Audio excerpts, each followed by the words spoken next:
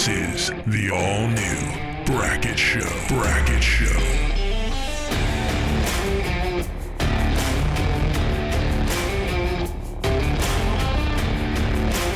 And now, here's Chris Brackett.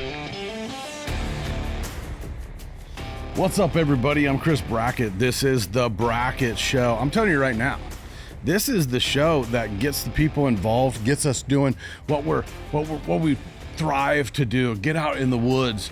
This is the Brackett Show, whitetails, land, and life, and that's exactly what we're experiencing right here. You know, we're changing lives by talking and having commonality where iron sharpens iron.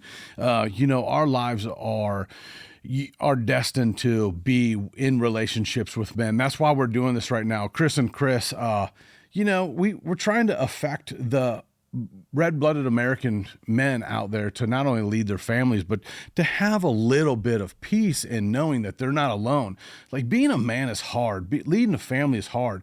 Turning away from sin daily, and then making sure you have surrender to, Jesus Christ, and just knowing where you are, man, that's really what life is about. And that's what the Brackett Show is about. And, we have a direction and a mission here where there is a calling for people to ask questions to other people that have been in and chased their dreams and went all across the country. And that's what I've been fortunate enough to do. And that's what Chris has been fortunate enough to do. And so we discuss these things, and we have great callers and followers on YouTube and Facebook and Instagram that have been calling in with tons of questions.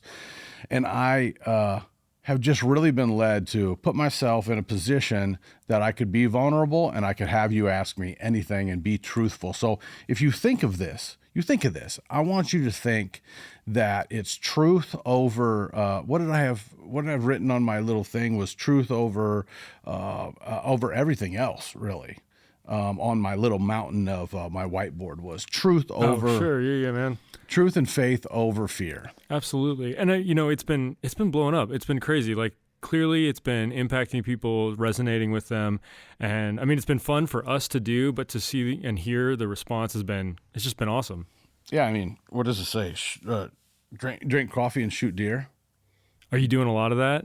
Well, no, not so much. At least the coffee part? Yeah, the coffee part now, shooting the deer later, for sure. We're working toward that. Yeah, which brings us to the Wakeup call. Brought to you by Hunting Day Coffee. I just love these guys. I love their coffee, and this is the first Wakeup call question of the day. Wakey. Wake up. Hey, Chris, this is Ted from Pennsylvania. I just wanted to first by saying thank you for all you do. I really appreciate all the information you're putting out there. I know it's honest information and good information. People should listen to you. But my question is, you talk about the vampire walk on this, I think it's the 15th, 16th, and 17th of October here for the full moon. I wanted you to explain the vampire walk. I hear you talk about it all the time, but I would like to know a little more detail about it. Thank you for taking my question, and good luck this season, and please keep it going. I appreciate everything you do. Thank you, Ted from Pennsylvania. Awesome. I've been waiting. I'm praying for this question today. Today is the 15th. If you think that I'm not fired up for the 15th, 16th, 17th of October, I've only been talking about it for a couple months. But Ted is asking about the vampire walk. If you don't follow me on Facebook or Instagram, then you don't know what the vampire walk is. And if you're just tuning in, you're like, man, this guy seems to know a lot about whitetails. Out of all the years and out of 20 plus Boone and Crockett whitetails and probably the couple hundred whitetails that I've killed and this upper echelon of animal that I chased on television and in my real life all over the country, I've been blessed enough to go from Mexico to northern Saskatchewan and chase whitetails all over the country. And there's one common denominator that Ted is referring to, and that is the full moon vampire walk 48 hours before the full moon. And the reason I say 48 hours is, now, when old Chuck Collins, our local weather guy, forecaster, talks about the weather, he's talking about, hey, tonight we're going to have a full moon. Sometimes we have a full moon at 8 a.m., and sometimes we have a full moon directly overhead the minute it's full. Do you understand that, Chris? Like, am I telling this right? I mean, it's a full moon, right? Yeah. But you have this, there is a moment where it's super full, right? Whatever Sure, that moment sure. is either 8 in the morning or 8 at night or 1 in the morning or noon. And it could be at any time. And it seems that whatever that minute is very crucial to my way of thinking when it comes to the vampire walk and what deer do. But that's why I always give it an extra grace period of 48 hours. I believe that when that overhead full moon is directly above us, the 48 hours prior to that, you are going to see the biggest bucks in your area get on their feet. I don't know why. I don't know the red moon. That's an Adam Hayes thing. But there's something that affects people and animals. If you look at the ER, you have an ER nurse. She is going to have crazy stories from the ER the days of the full moon. We're like teachers. I talk to teachers, and they're like, Teachers. during school, oh man, is there a full moon? Everyone's being crazy. And there is something to it. And a lot of people, until they start paying attention to this theory I have, and it's really not. I guess it started as a theory, and to me, these are facts. Why it happens, I don't know, but I do have to think that it has something to do with a nocturnal animal and his instincts. And so what we have is on the 17th, October 17th, we have a full moon happening. And I believe it's in the evening of the 17th, which then tells me, this is where I wish we had an overhead projector that you keep talking about, is on the 17th. I would say starting at noon, you're going to just see this vampire walk that I think will be happening sometime this afternoon. This is the 15th.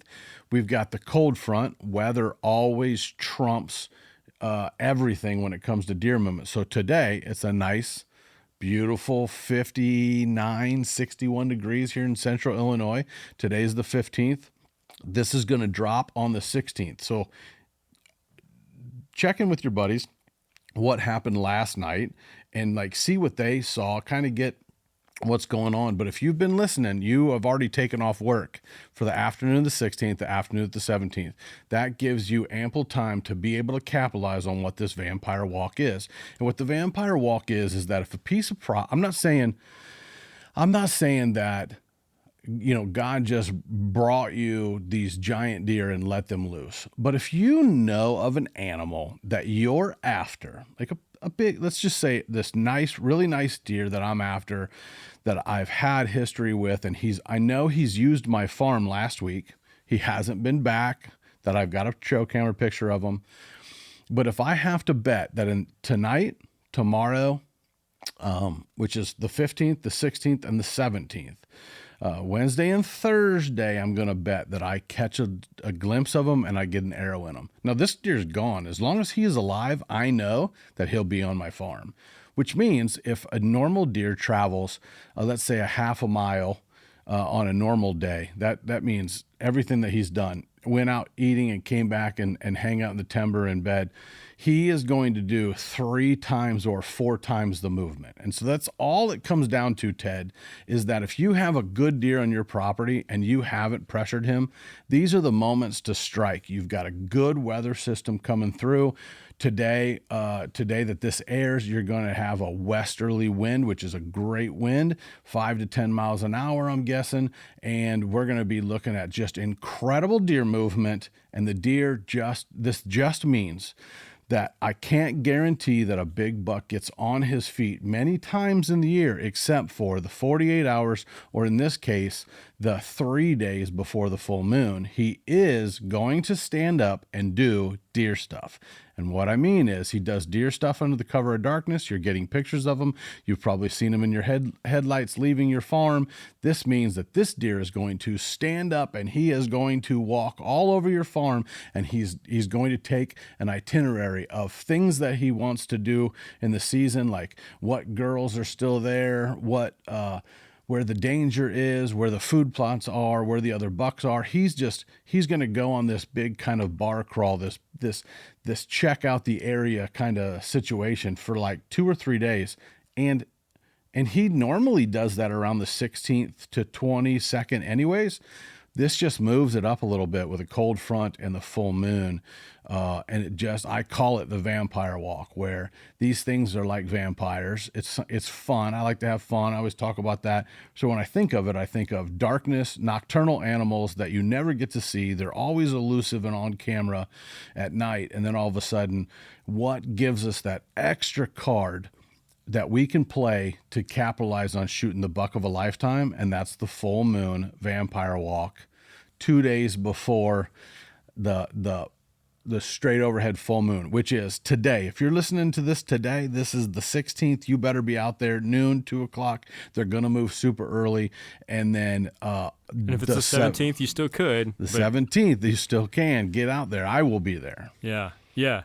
Well, okay, so we're going to get more into the show here in a second, but, something we introduced 2 episodes ago was Chris Against the Clock. And so we received a few requests about recipes, like venison recipes, which we'll be sharing those coming up. There's a few ways that you can get those. We might talk about them in the show, and that's what I'm going to get to here in a second.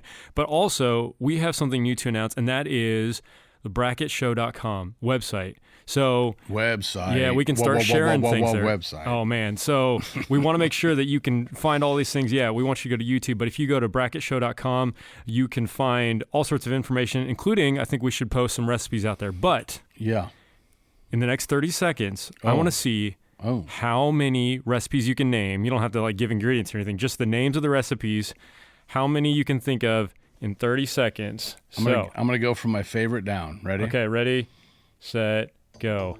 Italian soaked dressing, backstrap, cut, sliced on the grill or on rotisserie, wrapped in bacon. All right, keep going. I can't take the pressure. I know. You got this. I like jerky. Okay. Oh man, who doesn't like jerky? Deer jerky, soaked in a little teriyaki, and then I always do some type of poppers, like deep fried little poppers. I can't really describe them without getting too far into it. With the cream cheese. Okay, we got time now. You got 3. Okay. That was a little disappointing, but yeah, no, sure. So your poppers, because right? I love food. Well, I do too. I get it. I mean, you just want to bathe yourself in the idea of this. So it's all good. You took your time. Well, so we did have a question about recipes. Yeah. What are your favorite recipes? Well, my hands down, the first doe of the season, first buck of the season. Go in.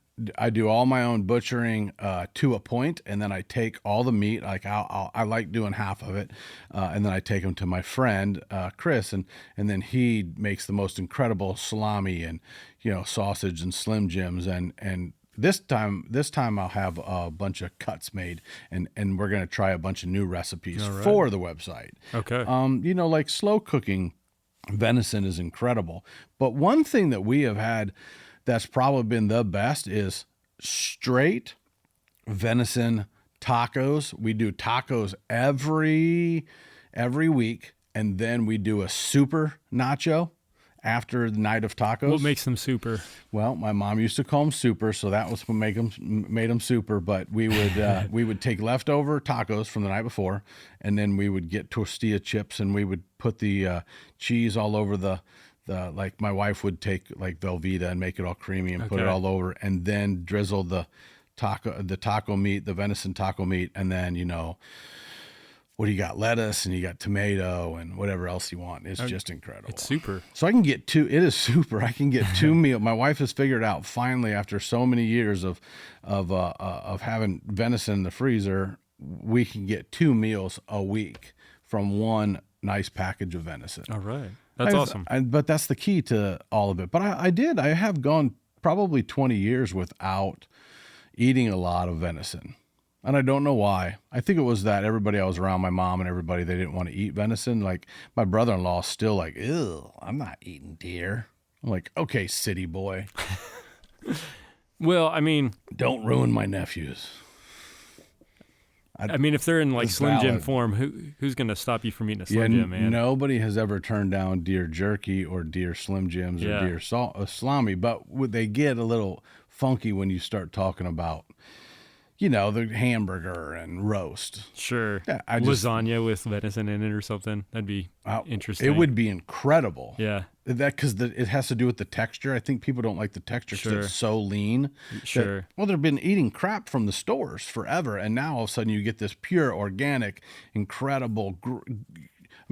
Literally watched it die, prepared it with my hands, kept it clean, know the meat, and you're getting your own meat back. I mean, it's what's the new word? What's the new word? Farm to table. Farm to table, Yeah. dude. It's more than a word, but still, more yes. than a word. It's we can make it one word. It's more than a word. It is it's a lifestyle. I like it. That's our other podcast. Farm to Table with Chris and Chris. Oh yeah, that'd be great. It'd be right along with Chris and Chris in the club from one of our last episodes. In the club. We all fam in the club. Yeah. Oh yeah. Okay. Well, so I know there's a lot that you want to talk about now that we're entering that time where the deer are coming out. But we got a few questions I want you to be able to cover real quick about kind of developing your land and planting seed and food plots and stuff. So here's one. Hey, Chris, this is Jerry. How are you today? Jerry. My question is, I've got a couple little areas where I want to put food plots next year that are about 20 yards by 20 yards. Okay. How much seed would you recommend for those areas? Thank you. Have a great day. Oh, he's got me up on my math. I'm trying to do my math in my head. So if you don't know, Chris, do you know how many square feet is in an acre? I don't. Okay. I believe it's 43,560. I mean, I should. Everyone knows square that. feet, right? And so that's what you need to know. Pretty much what I tell people is picture a football field, and that's an acre, right? So most bags, like this bag right here, it's a great time to talk about some white gold, white gold clover rush. This is one of my favorite blends right here. This is a Jerry special. This would be great for him. This is the easiest plot out there to do. Now that we've got into fall and it's October 17th, everything's a little green, but it's turning brown. This is a great time to be thinking about some of this stuff. So this is a white gold clover rush mix. This is a great perennial blend. Those of you that are just watching, you of course see this beautiful bag. It's white gold clover rush. Those of you listening, I'm holding up a bag, 5 pounds. This does a half acre. So 5 pounds to the half acre. Right. So when it comes to Jerry's 20 yard by 20 yard plot, what we're going to try to do is we're going to prepare now in the fall as he's hunting. He's going to envision, what can I cut down with a chainsaw? What can I spray around to kind of kill some of the vegetation and push it back? Because all we need to do is get it killed in early spring or even times like this fall right now. What I'm going to do is I'm going to get a bag of clover rush here with a 7-year, 6-year kind of a forecast that I'm going to have a good plot. And I'm going to take this clover and I'm going to go in when it snows and when it's freezing in March, and I am going to spread it. And I'm going to use that entire 5 pound bag on a little 1/4 to 1/8 acre plot, which is 20 yards by 20 yards, about an 1/8 acre plot. And so I'm gonna act like it's a half acre when it comes to clover. Clover is one of those things that you can't put down too much when you're frost seeding. And we're just gonna frost seed. We're gonna let the ground do it, Mother Nature opening and closing, letting the seed go in, and then we're gonna go back in about April and we're gonna kill all of its competition with IMOX. We're gonna have a beautiful clover plot. So that's what I would tell Jerry. And Jerry, there'll be some food plot stuff as we get closer to food plot seasons and at the end of the year. And we're gonna have stuff on our new website. And what's the website again? Bracketshow.com. Okay. Bracketshow.com. Bracket with 2 T's. You got to remember that. 2 T's. 2 T's. Thanks, Jerry. Hey, Chris, it's Nick. Talking apples. What are the best apples for hunting? I'm leaving it vague. Hope you're doing well. God bless. Well, this is something that's newly near and dear to my heart. I have developed a love for being Johnny Appleseed in the spring. I have just did a deal with a Morse Nursery out of Indiana. And the nursery is actually in Michigan, but they sell them out of Indiana, which is Tree Pro tubes. So I have found that most important is how to take care of and when to plant the apple trees. I have learned from Ray Reeves from Genesis Wildlife Group. He has taught me how to plant trees. So the best way to plant trees and the variety of trees that I have been planting is I have been taking this root stock. It's called Legacy Root Stock from Ray Reeves in Oswego, New York, and he has taught me that I plant the root system, not necessarily what's above the ground, but the root system in all these different stocks. So for deer right now, I have over 50 Dolgol crabapple trees, which are about big enough as a like a bouncy ball. Like a visual, like a bouncy ball or a little bitty apple. This is something that is going to be very drought resistant, and it's going to produce tons and tons and tons and tons and tons of apples. Are we talking like smaller than a golf ball? About a golf ball and a little bit smaller Dolgol apple, but I'm planting legacy, this legacy type brand from Ray that only he has, and he sends them to me, and they're about 2 foot tall with the stem, but the root is 2 to 3 feet deep. And I'm planting the roots because the tops will grow super fast, especially when you put them in a Tree Pro tube. So this is what I've learned is it's not necessarily been the variety. It has been I am planting these roots rather than planting the top tree with the same amount of root. And the Morse Nursery stuff, I planted everything from Pink Lady to Sweet 16 to like... What's some of your other ones? Your Macintoshes and your what's the green apple one, and then what Well, there's like the Granny Smith. The Granny Smith, yeah, those are good, nice and tart. Yep. So I planted a whole. First off, the verdict's out, but I have planted in the last 3 years probably 300 different kinds of apple trees, and so I do not have a report yet on them, but they do start dropping anywhere from August to even December. I think the Sweet 16s, if we targeted one, the Sweet 16s, the Pink Ladies, and I have them. I have them for further questions down the road. I'm gonna look back at my notes, but there's some really cool ones, and I have them strategically placed that they're all going to kind of germinate with each other, and they're all dropping at different times of the year. And I plant them around the edge of my food plots. You know who loves apples? My youngest son. He's not a deer, but he's a good taste tester. Oh my goodness. Yeah. He's going to tell us what the sweetest one is. He eats so many apples every day. I'd like find apple cores all around the house. So I'm just saying, if you need someone to pick some apples, test them out. I'm excited. He is all about it. I actually mentioned the idea of planting apple trees the other day, and he thought it was amazing. So well, we can do that out here. Yeah, several acres right here, and yeah, it'd be awesome. So anyway. So the verdict's still out on what's the best one, but right now I have pushed everything into Dolgol crab apples. Not good for not good for humans. Not good for Hudson. No, but mass crop, lots for the deer along the edges of my clover. That's the route I've taken, and then I've most recently started planting a lot of cool varieties that my wife's going to bake pies with, hopefully one day. Ooh, Granny Smith's the one I couldn't remember. Yeah, that's what I thought that's what I said earlier. Granny Smith, but what was the other one that we were talking about? The little yellow guy. Golden Delicious? Golden Delicious. Okay. Either way. Now we delicious. got them covered. Awesome. But it's something. It's something that's a passion with the land life that I love is these apples, but I don't know the best one to plant.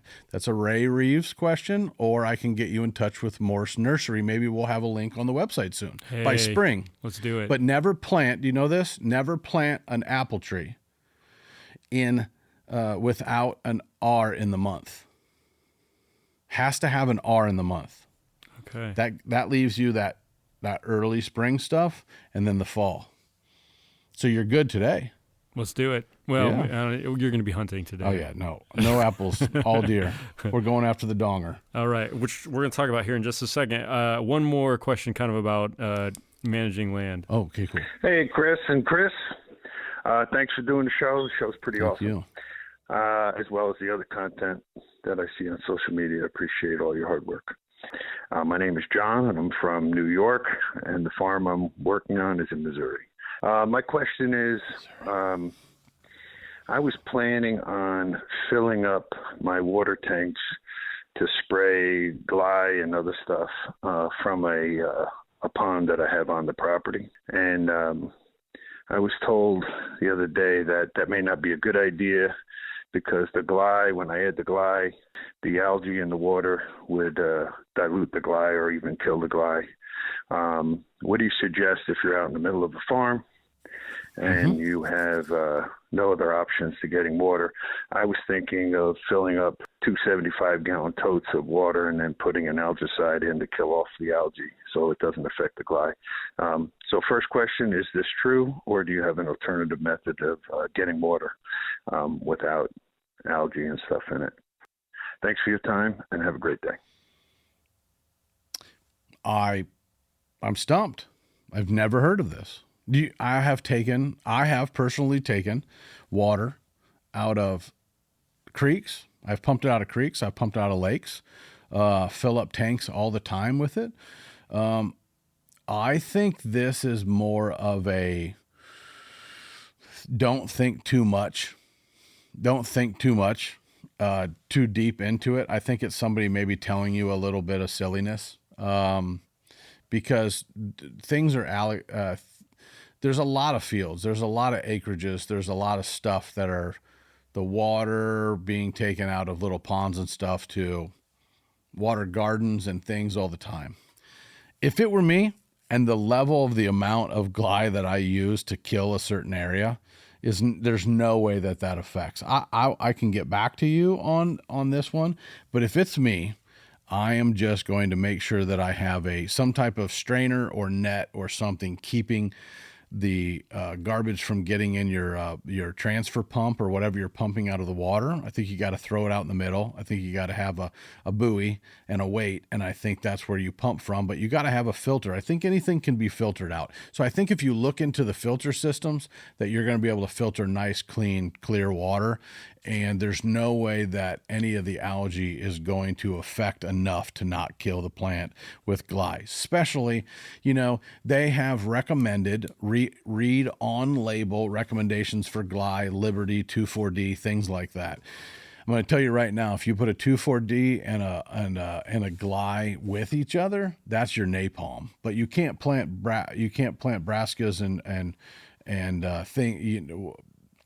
broadleaves after you put down 2,4-D. But there are other ways to kill off without having to worry about what kind of water you're using. I would say just go for it. I love the experiment of it. I think it's a wise tale. I will ask this question, and you can call back in someday, or I'll give an update. But I've never heard such thing, so I'd say go for it, man. All right. Yeah, I've taken a 5-gallon bucket and filled my tank with 5-gallon bucket 1,000,000 times out of a pond, and always killed whatever I was spraying. So I think it's a wise tale. I don't think it affects as much. I think it's somebody being a little worrywart on you.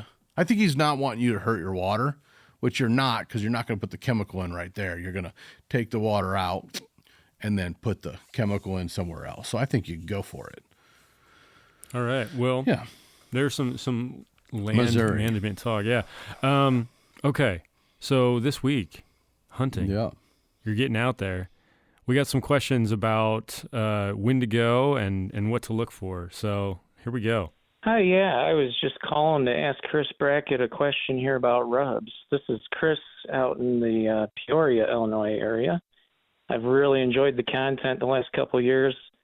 I've been following Chris and his videos and all the social media information and really enjoyed learning from him. So, I just want to know, Chris, when you see a rub, are you concerned about, this is a really big rub, is probably a big buck?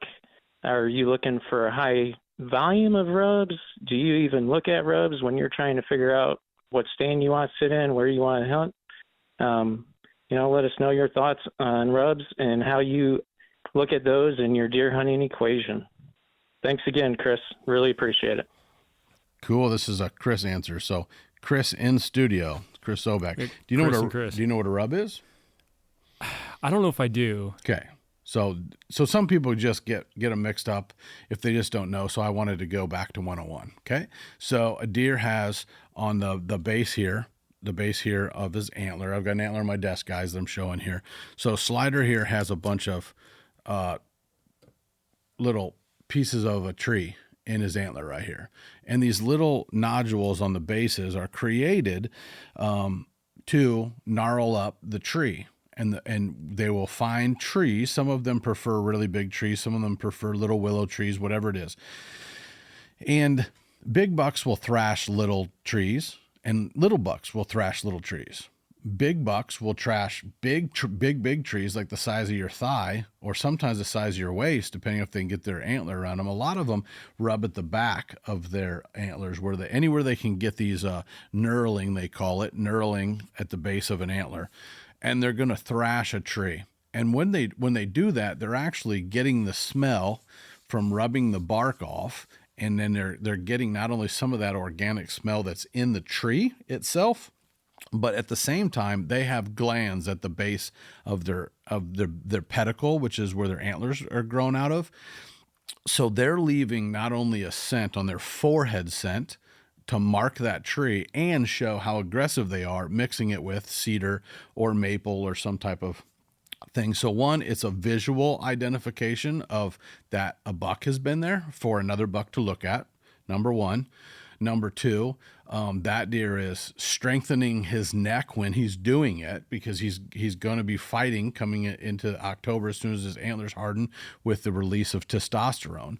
And so when I see a rub, I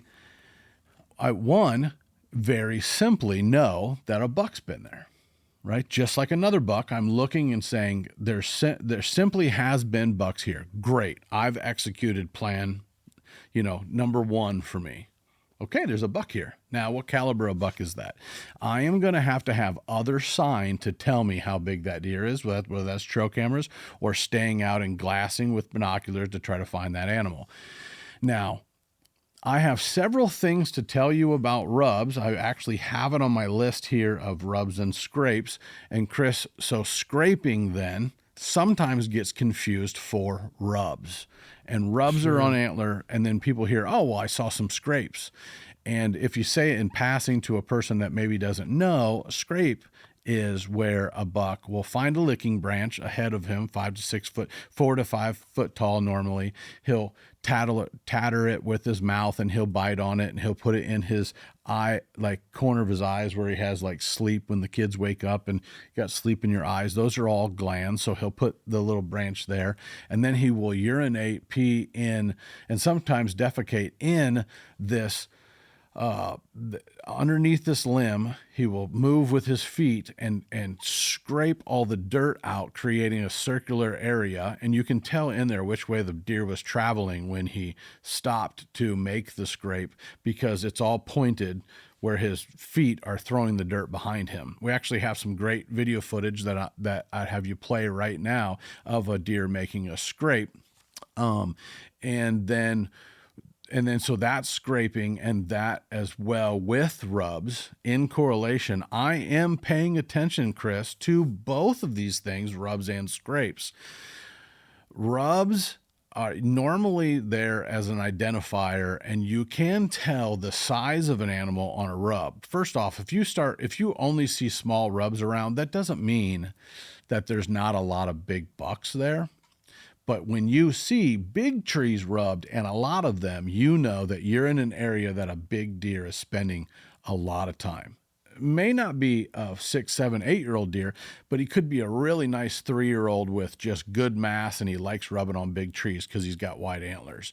Those are really the only way that you can determine if that rub is made from a mature deer. I am always paying attention. The little kid in me can't not pay attention to rubs and or scrapes. But rubs to me, because of like my certain farm, I'll just give you an example. I have a pine ridge that my father-in-law planted long time ago, 60 years ago. And when you walk in there, the whole place is ripped up with 12-inch diameter, 14-inch diameter trees, which is massive older deer loving to rub on these pines, getting the sap on their antlers, and then just, I think visually they like that soft wood. So those rubs to me show me that there's big mature deer in those areas, and I know that they're there a lot. But I do have a story that can kind of correlate the story with information, and the information is this. I have a deer that I shot last year named Dave. I know it's silly, but it was like, there's Dave, and his other brother Dave or whatever. So we named this deer Dave because we were joking around one day. And Dave was this really tall, like a really tall basket rack deer. And we couldn't tell if he was 3 or 4, but this deer was everywhere all November through the farm and through the food plots, and we passed him. And Dave was one of those roamers. He was a deer that was would go from a mile away back to this home little area. And so we waited for him to show up as he turned 5 years old last year, and he ended up to be 5, but we thought he was only 4, and Dave finally shows up. But now here's how, using food plots in a system that I teach when I do a consult on the boots on the ground. A deer will enter a place, eat clover, then eat some more greens and eat alfalfa, and then head up to what I call the hard crop, which is corn and beans and sorghum, and I'm having them transfer through your property.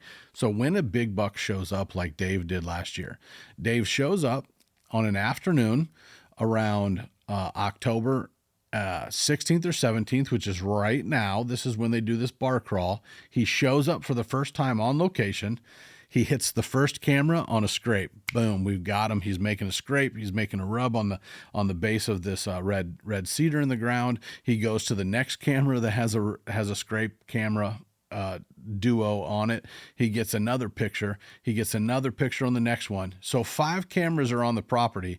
He hits all 5 of them one evening in daylight at 4 o'clock in the afternoon. He just pops out on the property, hasn't been there all year, hits a rub, rubs the crap out of the first one, hits a scrape on the next one, keeps going, goes through my yard on my apple trees and my pear trees, and hits every tree there trying to ruin all those trees, goes out to the end of the driveway, rips up the tree at the end of the driveway. And he walked through one time and never came back. And 10 days later, I killed him 3/4 of a mile away. But so Dave shows up, he walks through one time, aggressive in a new territory that he had been to. He hit all these. He spent all night there, ruined all the trees all the way down for a half mile through the property, left, went back into the lease, and I end up killing him 10 days later. But what I'm saying is that deer came through one time, made all these big giant rubs. He had a big rack and never saw him again. Right? So don't be fooled, I guess is the warning. Don't be fooled by sitting over rubs rather than sitting over scrapes. Scrapes, deer revisit. Rubs, they don't always revisit. Okay. But it did tell you that a big giant deer was in the area and that he could be back, but don't, out of everything, don't go all sit on the rub line like some of the guys that wrote books back in the day. I can't think of his name. Greg Miller. Greg Miller wrote a book on rub lines. This is something that I would never bet on rub lines ever. But scrapes in October are very much fire. If you can stay on the outside of a field and you start keying in on these scrapes of these deer scraping on the edges, you have a lot better by not invading the timber in October, not hunting mornings in October, sitting on the edge with a good wind and hunting over scrapes on the outside of the timber in October, and just letting things happen and let somebody get curious like Dave. And Dave's a 170-inch deer, 168-inch deer. He comes walking through one day, hits scrape. Now he didn't know the scrapes were there. He was actively investigating through this, 16th, the night of tonight, 17th, 18th, through about the 24th. These deer are going to show up. They're going to do these scrape lines. I'd be there waiting while these guys show up, and it's going to be weather dependent. But if it's me, I'm staying out of the timber. I'm hunting these edges. Some of the biggest deer in the world are killed hunting the edges in October. Mel Johnson buck is in that, you know, he was on the edge of a soybean field. So thanks for the question. Rubs, I love them because they're so cool, but they don't give me a lot of confidence in hunting over them. It's a lot of scrapes for me, and I do mock scrapes. And when I make a mock scrape, I pee in them. Hey, Chris, your buddy Buck Horton from Arkansas. My question for you, so with the events I've got going on, working full-time and going back to law school full-time, I have very limited time to hunt on my out-of-state trips. So normally I would, hunt your transition areas hard and those rut funnels. My question for you is, if you know you have limited time, will you push closer to that bedding area, that bedroom, to try to get the slip on a big deer? Appreciate it, man. Wish you the best. I'm proud of you, buddy. Man, this is a guy that is an awesome dude. I've known him since he was on a Matthews commercial with me. He's about 3 foot tall. He looked like your youngest son, dark hair and just smiling and just happy kid. And I mean, he sounds nice. His voice sounds like he's a nice guy. He's going to be a lawyer. We're going to have a lawyer in the family. Oh, hey, that's awesome. But he's got to make it through law school. So I've been threatening to get down there and shoot ducks with him in Arkansas, but he's killed some really big deer. And, the guy's going through, I think, what everyone's going through. He's a young adult. He's got his life in front of him. He's got his life planned out. He's got his head straight on, but he's trying to figure out how to balance life and balance hunting and balance how do I continue to kill these big deer? Because, he's in college and high school. It's a lot easier to get out and hunt every minute without responsibility. So he has responsibilities now, and he's trying to figure out when to hunt. This is what I can tell you, Buck, is for me, I'm in the same boat, man. I think 85% of the time when I go hunting, I do it because I do it for a living, right? I come back, I report what I saw the last couple of days. Was I in the game? Last night I felt like I was in the game. I had the wind. I was in my property deep enough to where I was right on the edge of a transition. I passed up like 5 bucks last night and like 6 or 7 does. And they all walked and they read the script. Just wasn't the right one. The night before that, I was in an observation set and I just watched them, right? So I think, Buck, what you're going to have to do is kind of give up those observation sets, which is just the enjoyable ones where like Chris, I would take you with me or the kids or my nephews, and I'll go there, I'll wear my hoodie and sit in the back of a blind and I'll just watch the field and I'll watch where the deer are and I'll start paying attention to what they're doing. That's kind of one of the reasons we do this show is for guys like Buck that are like, hey man, I've got, I don't know, I'm going to guess that Buck's got 8 times to deer hunt this year, because he's a big duck hunter killing mallards in the timber down there. So if I had to pick 8 days, Buck, you're going to know, you're old enough now to know if you were to be all smarty pants, Mr. Lawyer School of Hard Knocks or whatever, and you were to write down a list, you could go through right now and go, okay, Illinois, I know you and your dad come up to Illinois.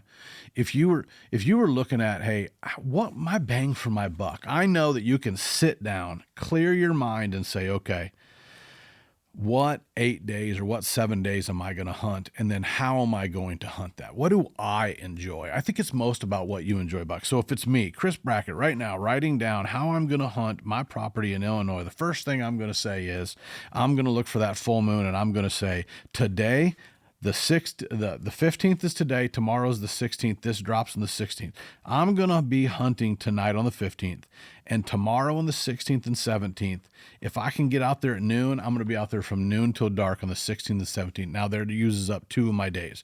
Once the dark side of the moon on the 18th hits, unless my camera tells me something different, I'm not going to invade and use up my 8 days. Now, fast forward, November 1, 2, and 3. I am going to go ahead and still play it safe, Buck, but when that sweet November hits on November 1, you better get in there close, because he's already picked out the girls he wants that are going to come into season first. So I'm going to invade on that November 1, 2, 3.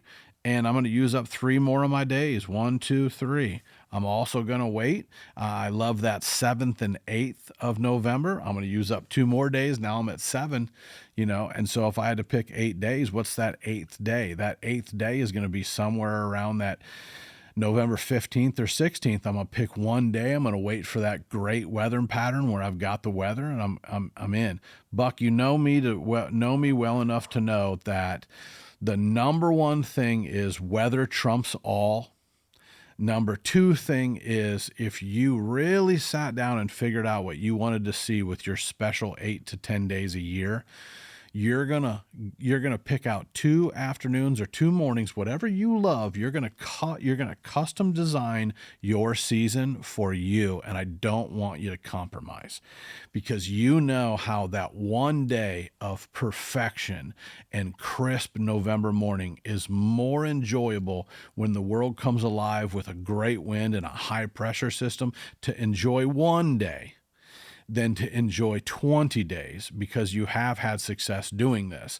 And so now that you're a responsible adult, you're just going to try to have quality over quantity, and you're going to do what you got to do with law school, and you're going to pick your days and you're going to enjoy them to the max. And you know how to calculate the mathematics that is my mega giant buck hunting, which is calculate the days, calculate exactly what you want to experience, look at the weather, dictate that, and then take the day off and go enjoy it and get back to your schoolwork. So you can have a lot more with a lot less when you calculate and you use your mathematics and you're disciplined like anything in life. So, yeah, I mean, I know there have got to be guys that are out there like, Chris, is great that you get to hunt when you want and you can kind of pick and choose. But yes, not everyone has that opportunity to do that. So, this is an instance in which someone's looking for a specific time. Yep. And I think the same applies, like you've talked about the not hunting in the mornings in October, but I know that there are some guys that are like, that's all I can do. So here's an example. Hey, Chris,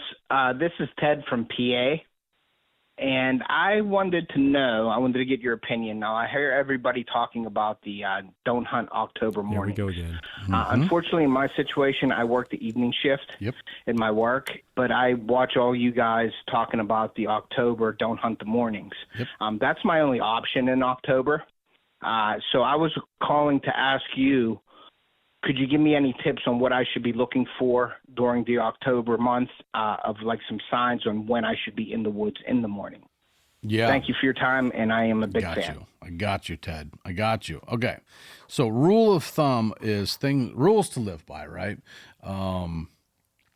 Sacrifices in life. If you're make sure that you're around men that want you to win, that there's a lot of things that you choose that you want to have in your life. Like, I was born white trash, but I'm not going to die white trash. Like, I made that choice when I got old enough that went, why?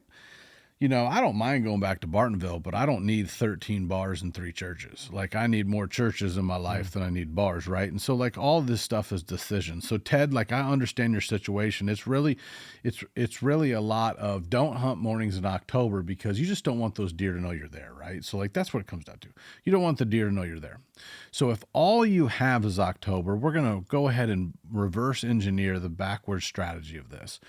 Ted, I'm going to be looking for places that I can access very easily, that I'm looking for the deer to come back. So why do we not hunt October mornings? Have we ever really established the answer? The short answer is you can't beat deer back, big deer, not deer. You can beat deer back. Deer mosey and they browse and they move all times of the day. But really big deer in the Midwest, 5, 6, 7-year-old animals, these deer are really sensitive, more sensitive to pressure. And that big buck is so close to that standing green bean field or that standing clover. Like, that deer is in the woods and headed back really close to his bedroom before you even get out of your truck in the morning. And that's the reason I say not to hunt October. So I think we have to look for some other fun things to do, Ted, to have fun. Like trying to find something fun for mornings. So you have to look at, is there somewhere that you can get in and out really fast, right? If you're not invading very deep until the weather gets right in November, you're not doing a lot of damage. So Ted, I still want you to hunt. You're still going to have fun. But if you're hunting like public ground, man, you know what? Go for it, explore, have fun. You really can't control anything. But if you have some private areas that you can go, just don't go very deep. Just hunt the fringes if you can in the morning. As this later October gets, these guys are going to come on the field. These bigger bucks are going to come on the field to make scrapes at 7:30, 8:30 in the morning. So if you can wait till the sun comes up, right? Sometimes it's best to do that, Ted, as we get to some of these creepy little areas where these bucks kind of might be late getting back to their bedroom and they change a little bit since you haven't kind of messed them up. I want you just to change your outlook. I want you to figure out how you can walk a ditch in the morning and maybe pop in on an oak flat. I want you to get a little more strategic with how you invade. Because all I'm trying to do is keep your area fresh for that bigger deer to be in. And so I think you get a little shallower. You figure out how to hunt behind somebody's house and get in there where they're already used to people. Hunt not very far off of a road sometimes because they're used to the cars going back and forth. Hunt someplace. Ted, this is probably the key. Light bulb went off my head while I'm working through this with you. The key is find a place, especially if you're hunting areas where other people aren't listening to this podcast and they are hunting mornings and they're blasting out their place. Your move might be to hunt around those other hunters in those other parking places or whatever. And what that means is that hunter goes in there at 4:35 in the morning.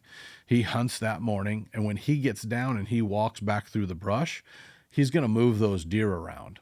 So if you can figure out to be a hunter that goes like, I'm going to go in after the sun's up, getting the right spot and hunt just a little longer than the morning warriors, you may be able to actually hunt kind of the push of the common person going in and out that's not taking the time to ask a question on here or to take their hunting to the next level. You can be hunting kind of that creeping side of that motion of hunters. You can be down in the thicket stuff, but maybe you're creeping in visually after morning sun up, right at gray light, rather than going in the dark. You can have a lot of fun with that. Wait for windy days, wait for rainy days, maybe creep around, find some new areas.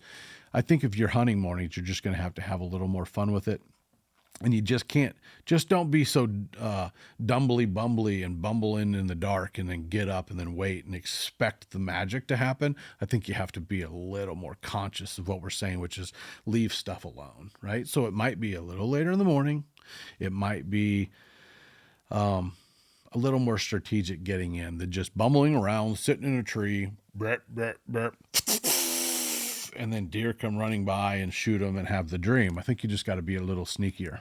But you're essentially waiting for Halloween and November 1 and 2 and 3, and then you can sit all morning.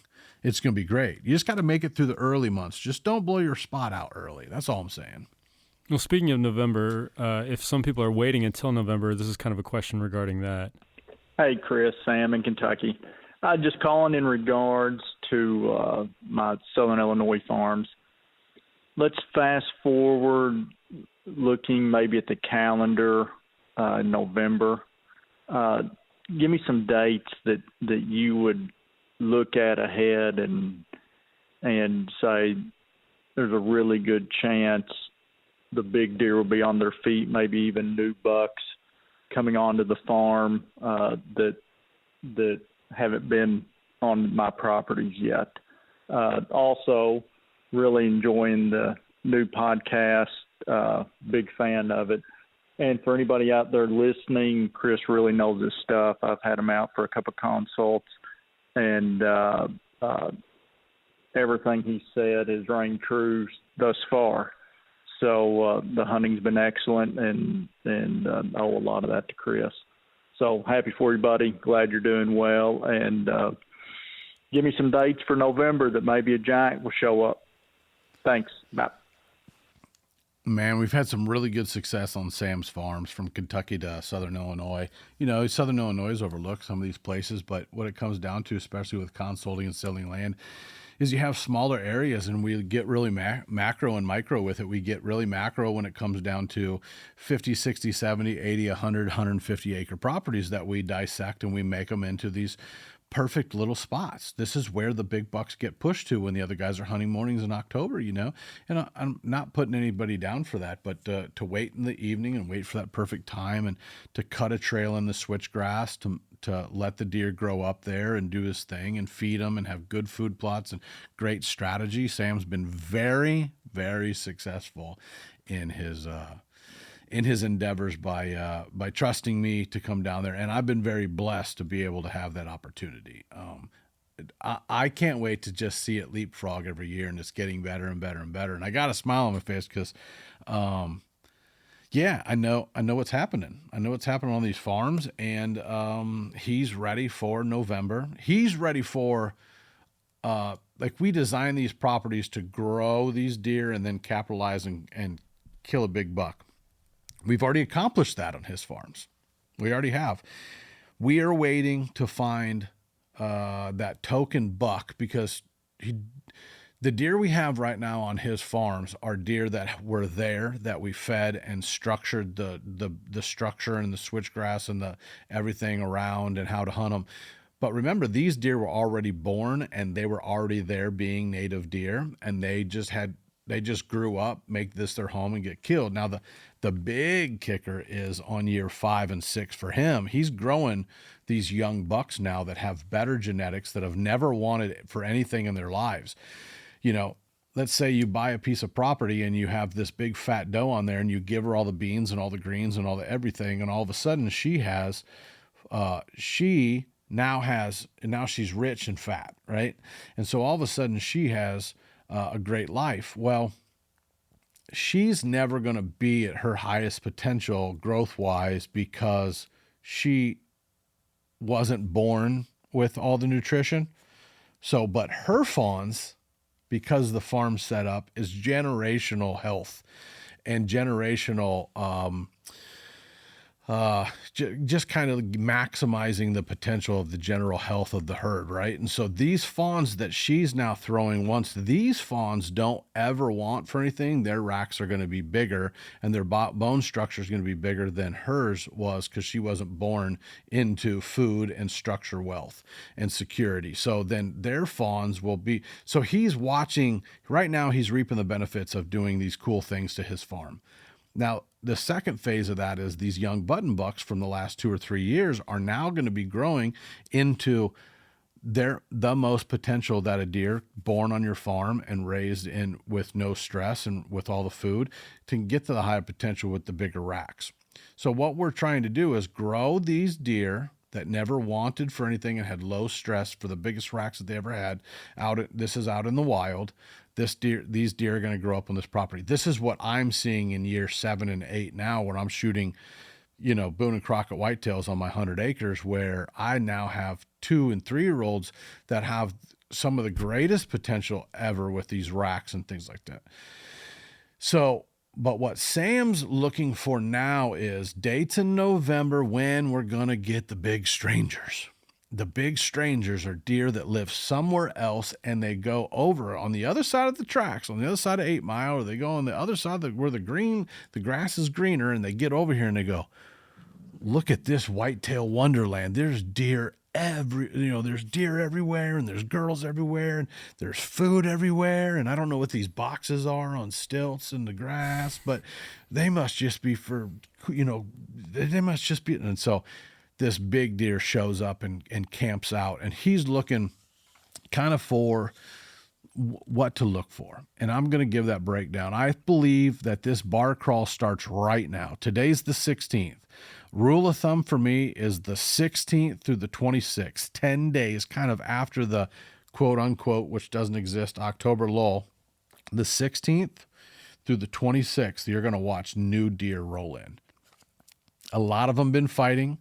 A couple does have come into heat really early, and they've got in some really dirty knockdown, drag out fights with some of these bigger, older, mature deer. And the older, mature deer, one of them whooped the other one and somebody leaves. This is where you get your new big strangers at. So be watching for them here at the end of October. You're going to get some new deer If the crops aren't down, it's going to be a lot slower to get new deer, because you got to think, if the corn is standing and the beans are standing, that's a lot more area to hide. So once the crops come off, once the leaves start falling off, once the autumn olives start changing. So if you know about Russian olive and autumn olive, they're little green leaves with red berries. Once those start falling, which is normally after the first hard frost in November, once all those fall, you're going to start seeing a lot of cruising and bigger animals show up. So the dates that I would hunt, Sam, are going to be November 1, 2, 3, 4. Always my favorite days. Mornings, evenings, all day, weather dependent, weather trumps everything. And then my favorite is going to be this 15th. This 15th, I'm always going to circle this vampire walk on November 15th. November 15th. Take the day off work on the 14th and 15th this year and hunt all day if you can. They're weather dependent. There should be absolutely fire, but any time in November is going to be great. You're going to be looking at a full moon, a new moon, which means there's no moon out. That's on Halloween. So 30th, 31st of October, it's going to start 1, 2, 3, 4. I'm going to be in the woods like crazy. I really like about the 8th, 9th, and 10th. I kind of have these, days I kind of leave alone while they're kind of locked down. And then that 8th, 9th, 10th is pretty awesome. And then I'm going to kind of readjust, and then I'm going to look for that 13th, 14th, 15th of November. So I don't want to burn myself out. I have hunted all over the world for a very long time and, killed 8, 9, 10 big bucks a year, but I always wore myself out. I'd hunt from November 1 all the way through Thanksgiving, and I would just burn myself down. So I try to hunt that 1, 2, 3, 4, take a little break, 8, 9, 10th, take a little break. And when I say break, I just don't hunt all day, morning, evening. I pick one, weather dependent, and you're just going to have a lot of fun, Sam, and you've got food. So you're going to look for another influx about December 1 and 2. Some of these bucks that you either haven't seen or have disappeared, they're always going to hit clover around that November 1, 2, and 3. So they're going to be on that alfalfa and clover that you have down there that's so beautiful. So good luck. I can't wait to hear about more success, and I just really appreciate you, Sam. I want to clarify real quick. So you mentioned, so I know like right now we're entering that vampire walk in October, yes. But you mentioned a November vampire walk as well. Yeah, so that's the main. Anytime I see a full moon coming, whether it's September, October, or November, there's just one determinant factor always, that if somebody said, hey, when do you think you're going to shoot a big deer? If we went to my house and looked at 60 racks on the wall of big deer in my place, 80% of them died on a full moon. So out of 3 full moons that we're going to have this season, you got one last year was weird. I killed one on October 28th, full moon, vampire walk, said I was going to do it, went out there, killed Dave on the October 28th full moon, and juries killed 5 deer that night. If you looked across Facebook and you want to think that this guy's nuts. I don't know why they do it. I can just tell you that they do it. If people go back and check their trail cameras for October 28th last year, from the 27th and the 28th, their cameras had all their big deer in daylight. So the key here, Chris, is, hey, how do I make a big deer daylight? Get a full moon. It's the only card I got. Like, they're nocturnal animals. The only one that I know flips them on their face is when that moon is so high overhead that at night you could take your kids out and play in the yard because it's so bright out. Yeah. And so it's not like rocket science. Like, it's not rocket science. If you can go out at night and there's a full moon overhead and a deer can walk around, a nocturnal animal just his equilibrium flips for about 48 hours. And it's the only thing that I can contribute. A big giant deer is just going to stand up in the middle of the day because his routine's off and he just walks. But on the dark side of the moon, I'm already trying to plan a vacation. On the dark side of the moon, no deer like to move. I don't know why. Well, okay, a few things because we haven't talked about it. So we've had some great calls, which is awesome. How can they get a hold of us? If they have any questions, what's the number to call? Yeah, 309-761-5263, which is 309-761-LAND. Land. Also, like and subscribe. And the new thing that we announced in this episode is the website, bracketshow.com. So we're going to be updating that all the time, and you can sign up for our mailing list. We're going to have, we mentioned recipes, so there's a lot of stuff there. Chris, why don't you give us the lowdown? Yeah, so the lowdown is brought to you by one of my favorite things in the world. This is the lowdown high-speed viewer out of Wisconsin. Now, this bad boy has a 9-inch HD screen, and the coolest part about this lowdown is it's a little tablet-looking guy. If you're listening out there, and it's a little tablet, go check out. Let me see the website on here.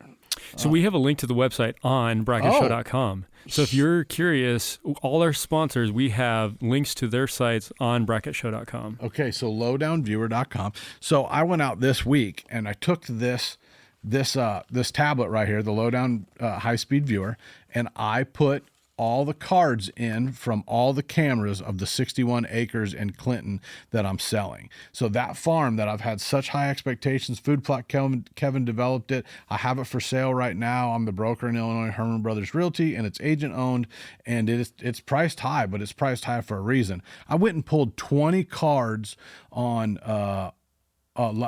this last weekend, Sunday, I think, and I pulled them all and I put them on this 128 gig card. I came back and there are so many big deer on this farm. I sat there the other evening with this hooked up to my HD TV and I just swiped all night and I saved all the big ones, and just so cool to be able to sit down, hook it up to my HD TV with my HDMI cord and look at these giant deer and zoom in and screenshot, and this thing's awesome. And get amped to go out there and find those deer. Yeah, so now, I don't know. I'll probably go down there this week.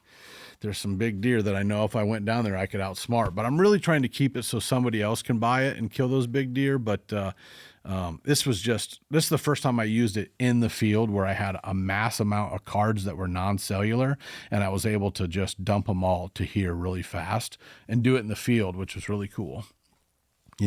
So that's what kind of wraps up the show with the lowdown of everything. I mean, the lowdown for this week is, if you are listening to this on the day we dropped it, it's the 16th. It's the vampire walk, the big deer that you have been seeing at night and can't get close to. They're probably walking through your food plot right now. So get out there. Get out there right now on the 16th, 17th Vampire Walk, the backside of the moon.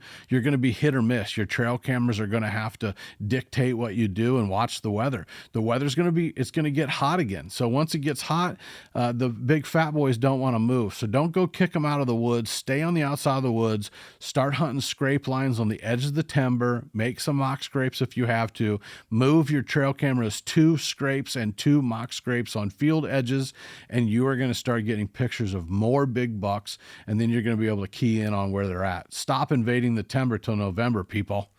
Yeah. Call, tell us what you're finding, what you're seeing. We want to hear your stories. We want to hear your questions. Call on the landline, 309-761-LAND, 309-761-5263. Like and subscribe. Just keep building this community. Yep. Pretty cool. We appreciate y'all. This is the Brackett Show. Peace out, everybody.